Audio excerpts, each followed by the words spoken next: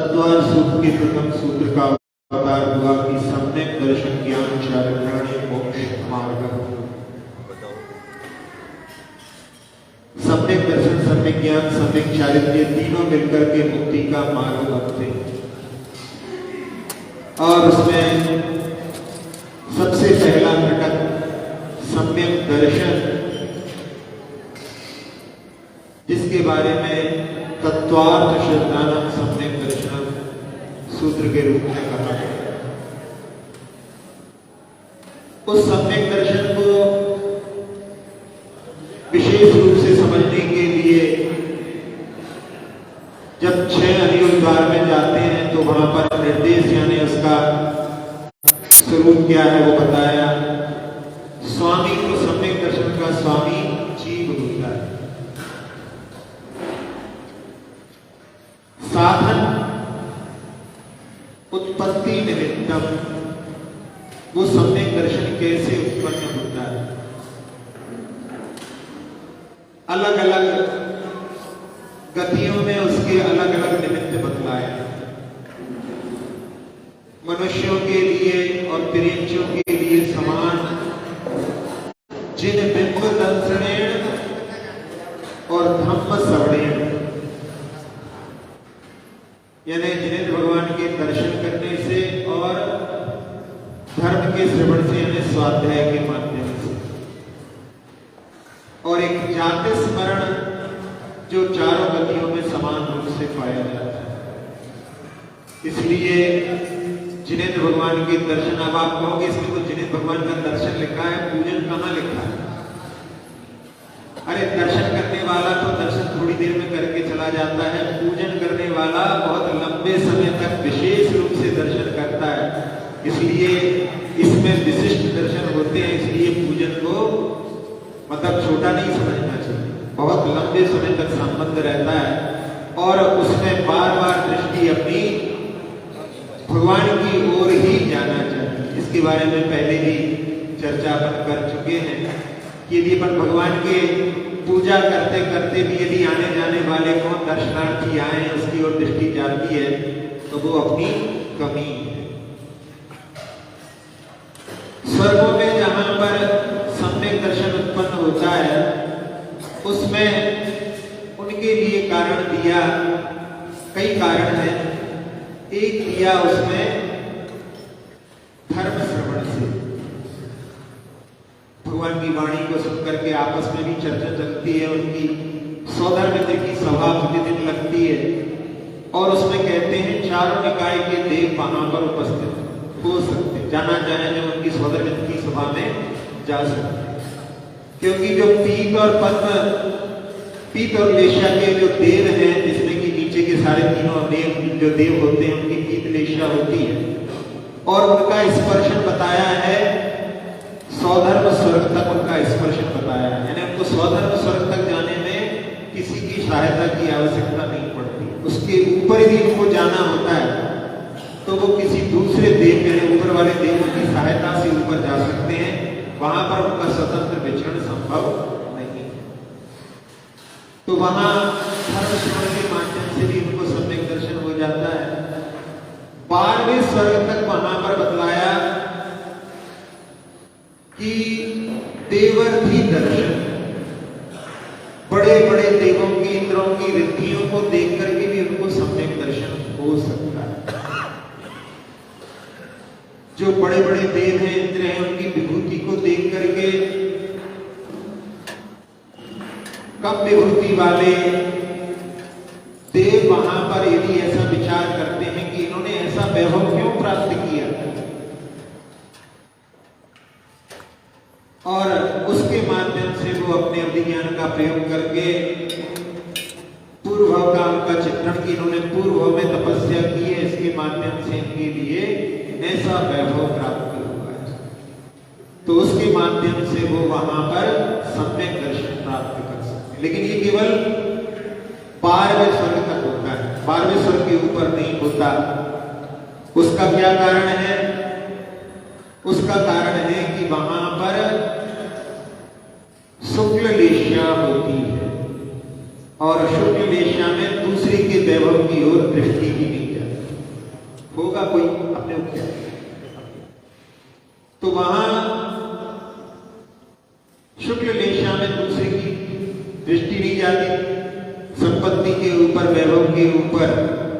और 16वें स्वर्ग तक के देवों के लिए जिन महिमा दर्शन के माध्यम से भी सम्यक दर्शन प्राप्त हो सकता है। जिन महिमा दर्शन का अर्थ है कि जब भगवान का पंच कल्याणक होता है तो उस पंच कल्याणक को मनाने के लिए चारों निकाय के देव आते हैं, और जो मिथ्या दृष्टि देव रहते हैं उनकी बहुतायत संख्या रहती है, और वो अपने अपने इंद्र को भगवान समझते हैं।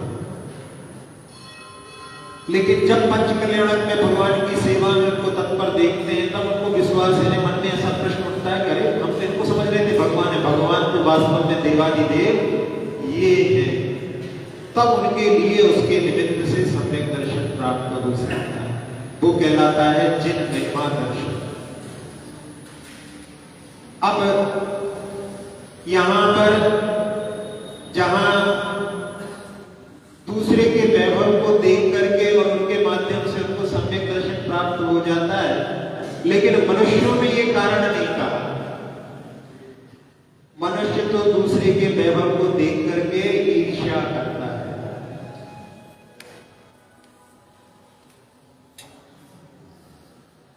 वैभव के देख करके ईर्ष्या होती है, और ईर्ष्या डाह जो है वो कभी भी आगे बढ़ने नहीं देती। एक कहावत चलती है बुंदेलखंड में कि बनिया बामन नाव जात देख गुर्राओ। सुना नहीं सुना? यहां पे नहीं चलती, लेकिन उसमें भाव ये है कि अपने ही जाति भाइयों से ईर्ष्या का भाव इन तीन में ज्यादा है। मतलब अपने ही जाति भाइयों के वर्धन के लिए यदि वृद्धि को प्राप्त होते हैं तो वहां पर उनके मन में ईर्ष्या प्राप्त होती है, जबकि ऐसा नहीं होना चाहिए। अपनी यदि जाति भाई समृद्ध होता है तो उससे अपनी समृद्धि बढ़ती है, ये दृष्टि होना चाहिए। लेकिन हम अपने ही भाइयों की प्रगति को देख नहीं पाते, सहन नहीं कर पाते। आगम में कई उदाहरण आते हैं जिसमें ईर्ष्या के कारण व्यक्ति क्या क्या नहीं करता। जहां उस मछुआरे की कथा आती है जिसने कि एक मछली को कई बार जीवन दान दिया था और मर करके वो श्रेष्ठी का पुत्र बना, और उस श्रेष्ठी को उस जगह को छोड़ करके अपनी पुत्री की रक्षा के लिए जाना पड़ा। पत्नी गर्भवती थी, एक मित्र के यहां उसको छोड़ करके गया, और उसकी पत्नी को देख करके तो महाराज निकल रहे थे। उन्होंने कहा कि देखो कैसी स्थिति है इसकी। तो जो महाराज दिव्य ज्ञानी थे उन्होंने कहा कि अभी भले ही ऐसी स्थिति है गर्भवती स्त्री की, लेकिन आगे चल करके बड़े वैभव को प्राप्त करेगी। इसका जो पुत्र उत्पन्न होगा वो राजा के द्वारा सम्मानित होगा। और यहां सुन करके मित्र के मन में ईर्ष्या का भाव हो गया, मैं इसको संरक्षण दे रहा हूं और ये राजा के द्वारा सम्मान को प्राप्त हो। फिर उसने क्या क्या चालें चली, आप लोगों को, बहुत सारे लोगों को यदि कथानक का ध्यान हो तो उस पर अपन दृष्टि डाल सकते हैं। तो ये जो है सामने वाले के वैभव को देख करके, प्रसिद्धि को देख करके उसको नीचा करने का भाव, यानी जैसे कहते हैं कि किसी की लाइन बड़ी देख करके उससे अपनी लाइन बड़ी ना करके उसकी लाइन को छोटा करने का भाव, ये ईर्ष्या का भाव होता है। सुन करके आप लोगों को ताज्जुब होगा कि जहां दक्षिण में बड़ी बड़ी बाहुली भगवान की मूर्तियां हैं, कोटेश्वर बाहुली भगवान की मूर्ति तो सबसे पहले बनी, और उसके बाद में बेड़ूर और कारकल दो जगह पर, उसमें एक जगह पहले बन गई और दूसरी जगह बनाने लगे। तो वहां पर उन्होंने कहा कि नहीं, आप नहीं बनाओगे, आपकी मूर्ति बड़ी बन जाएगी तो हमारी मूर्ति की प्रसिद्धि कम हो जाएगी। एक धर्म के उपासक होने के बाद में भी ईर्ष्या के कारण उनके लिए वहां पर बड़ी मूर्ति बनाने के लिए निषेध करने लगे। और वो जब नहीं माने तो उनके ऊपर छोटी छोटी रियासत थी, छोटे छोटे राजा, छोटी छोटी रियासतों के राजा थे, और उन्होंने उसके ऊपर आक्रमण कर दिया। और वहां पर कहते हैं उस प्रतिमा को, फल्गु नदी है वहां पर, उसकी रेत में दबा करके उसकी सुरक्षा की, और उसमें युद्ध हुआ, उसमें फिर विजय प्राप्त करके उस मूर्ति की प्रतिष्ठा हुई। एक बार नहीं, दूसरी बार महामस्तकाभिषेक कर रहे थे तब भी उन्होंने निषेध किया, जबकि दोनों जैन। और उस समय में फिर जो है युद्ध हुआ। उस समय में एक वहां पर एक राजकुमारी जो है राजा के रूप में थी, मधुरिमा उसका नाम था। उसने फिर वहां पर विजय प्राप्त करके बड़े भक्ति से, बड़े उत्सव के साथ में वहां पर वो महामस्तकाभिषेक का कार्य किया। और बात यहाँ पर दृष्टि डालना है कि जात्य बंधु से भी अपने वहां पर बैर का भाव उत्पन्न हो जाता है। एक तो जात्य बैरी होता है, जैसे सर्प और निगला होता है, उनकी तो जात्य बैरी होती है। लेकिन एक ही धर्म के उपासक होकर के भी यदि हम एक दूसरे की तरक्की को नहीं सहन कर सकते, एक दूसरे को सहयोग देकर के आगे नहीं बढ़ाते हैं, तो वो हमारे सम्यक दर्शन पर, हमारी भगवान की आस्था पर भी प्रश्न चिन्ह लगाता है। हमारी भावना तो ऐसी वात्सल्य की होनी चाहिए कि हमारे बंधुओं को आगे बढ़ाने का भाव होना चाहिए। एक बार कहा था कि बर्नी जी ने एक जमाने में पहले एक परिवार में जो मुखिया का देहांत हो गया, तो उन्होंने कहा कि सब लोग एक परिवार को बढ़ाने के लिए एक चीज को नहीं बेचेंगे, और उसको खरीदने के लिए कोई आएगा तो कहेंगे भैया वो उस दुकान पर मिलती है। इस बहाने से वो व्यक्ति जहां पर उसके मुखिया का निधन हो गया है वो भी वहां पर संपन्न हो जाएगा, उसके लिए भी कोई परेशानी नहीं है। जिसमें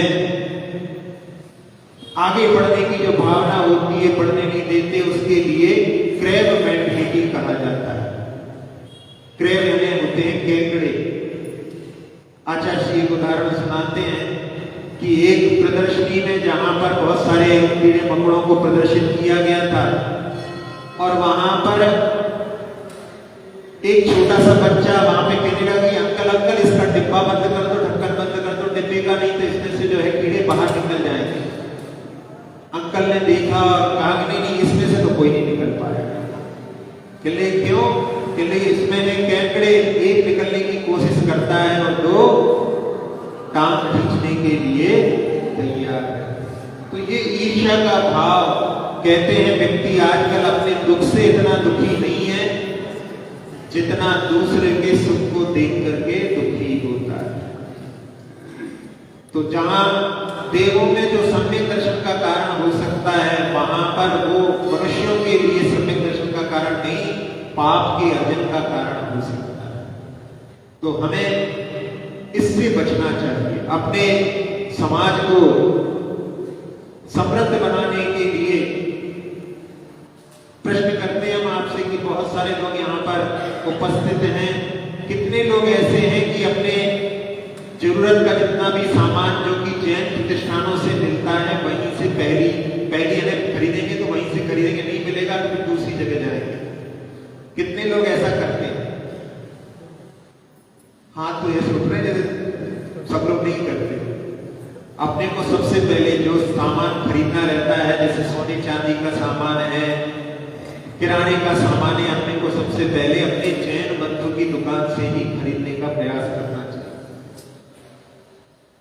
कई बार ऐसी जो है चर्चा होती, एक छोटी सी जगह पर चर्चा चल रही थी और वहां पर कहने लगे महाराज जी हमारे यहाँ तो जैनों की दुकान ही नहीं है। मैंने कहा ऐसा हो ही नहीं सकता कि जैनों की किराने की दुकान ना हो। उसने विचार करके फिर कहा नहीं महाराज जी 2 दुकान है। मैंने कहा अच्छी चल रही है? पहले एक तो अच्छी चल रही है, एक नहीं चल रही है। फिर उसने कहा साथ ही साथ में कि अच्छी नहीं चल रही है तो उसकी जो धर्म पत्नी है उसको जो है किसी स्कूल में पढ़ाने के लिए जाना पड़ता है। मैंने कहा आप लोग 40-50 करके समाज के लोग यदि निर्णय कर लो कि हम सारा सामान उस जैन बंधु के यहाँ से खरीदेंगे तो उसके लिए फिर कोई परेशानी नहीं होगी। और सोचिए आप यदि इस दुकान से सामान जो जैन बंधु के यहाँ से खरीदेंगे तो उससे वो समृद्ध होगा, तो वो पैसा कभी लौट करके मंदिर में भी आ सकता है, लग सकता है, लेकिन आप कहीं और देंगे तो वो पैसा तो हमेशा के लिए गया। इसलिए ये वात्सल्य का भाव भी अपने लिए, अपने समाज को समृद्ध बनाने के लिए रखना चाहिए। लेकिन हम लोगों की तो आदत, जो बता दिया है उस कहावत में, कहावत कभी भी गलत नहीं होती, उन कहावतों में सत्यता होती है, इसलिए वो कहावतें बनती हैं। तो उसमें ऐसा होता है कि यदि हमारा कोई बंधु किसी दुकान को जिसने खोल लिया, अच्छी चल रही है, तो उसके सामने हम कोई दुकान खोल करके उससे कंपटीशन पर उतर आते हैं। कई जगह देखा हमने, 3-3, 4-4 भाई हैं, एक ही दुकान, सबकी एक दुकान, सब लोगों के बीच में आपने आपस में कंपटीशन चल रहा है। ऐसा नहीं होना चाहिए। उनका यदि कोई व्यापार चल रहा है तो उसको छोड़ करके अपन कोई दूसरा व्यापार करो, जिससे कि उनका व्यापार प्रभावित ना हो। एक जगह शायद मैंने सुनाया हो आप लोगों के लिए कि जहां पर पार्षद के चुनाव के लिए जैन व्यक्ति एक पार्टी से, जो मुख्य पार्टी से, उससे उतरा था और उसके विरोध में एक जैन बंधु निर्दलीय खड़ा हो गया। वो हमारे पास दर्शन करने आया, लोगों ने कह रखा था कि महाराज इसको समझाना। मैंने उससे बोला, क्यों भाई, क्यों जैन बंधु के वोट काट रहे हो? तो उसने कहा कि नहीं महाराज जी, वो जो उसको गलती से जो है पार्टी ने टिकट दे दिया है, थोड़े दिनों में उसको वो वापस नाम लेना पड़ेगा और मुझे जो है आगे प्रमोट किया जाएगा। मैंने कहा भैया ऐसी गलती मतलब ऐसा कहीं नहीं होता है। कहने लगा महाराज जी, यदि मेरा नाम नहीं प्रमोट किया गया तो मैं आखिरी में अपना नाम विड्रॉ कर लूंगा, हटा लूंगा। और हमारा तो वहां से बिहार हो गया। लेकिन बाद में खबर आई कि मात्र 9 वोटों से वो जैन बंधु केवल इस व्यक्ति के कारण वहां पर पार्षद नहीं हो पाया। ये क्या है? यही ईर्ष्या का भाव है कि जो हम अपने जाति बंधुओं के प्रति भी वहां पर ईर्ष्या के भाव रखते हैं। तो हमें इस ईर्ष्या से बचना चाहिए, क्योंकि ईर्ष्या एक ऐसी डाल है जो व्यक्ति के लिए, यानी कहना चाहिए कि हमेशा जलाती रहती है,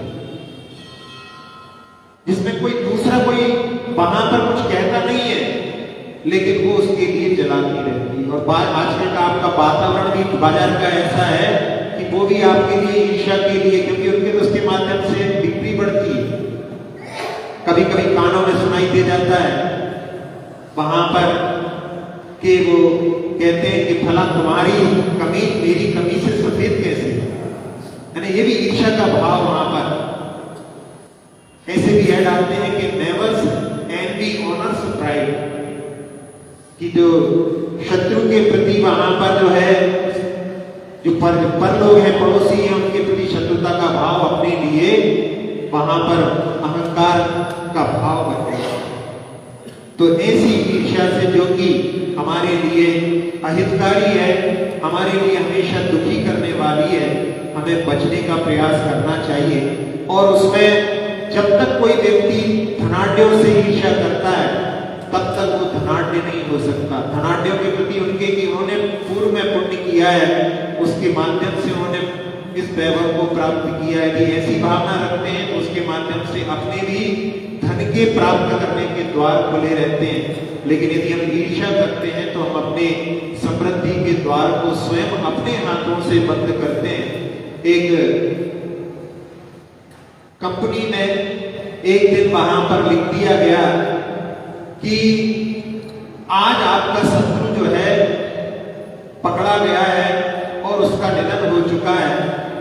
आप सब लोग जाकर के उस शत्रु का आज दर्शन कर लें, आखिरी बार, क्योंकि आखिरी बार उसके बाद में उसको दफना दिया जाएगा या जला दिया जाएगा।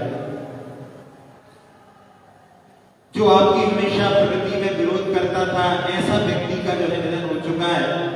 जाकर के सब लोग दर्शन करने के लिए बड़े उत्सुक होकर के वहां पर पहुंचे और वहां ताबूत रखा हुआ था और ताबूत को खोल करके देखा लोगों ने, तो वहां पर कुछ नहीं था। वहां पर एक मिरर रखा हुआ था, कांच रखा हुआ था और उसमें स्वयं की तस्वीर वहां पर दिखाई दे रही थी। यानी कोई दूसरा शत्रु नहीं है, स्वयं व्यक्ति अपना ही शत्रु है। अपने भावों के द्वारा ही अपनी ही प्रगति को रोकता है, कोई दूसरा किसी के रुकावट के लिए कारण नहीं बनता है। तो ऐसे इस उदाहरण के माध्यम से अपने लिए ईर्ष्या से बचने का प्रयास करना चाहिए। सभी लोग ईर्ष्या से ऊपर उठ करके अपने धर्म को, अपने धर्म बंधुओं के प्रति वात्सल्य के भाव को बढ़ाते हुए जीवन को उन्नत करेंगे, इसी भावना के साथ में।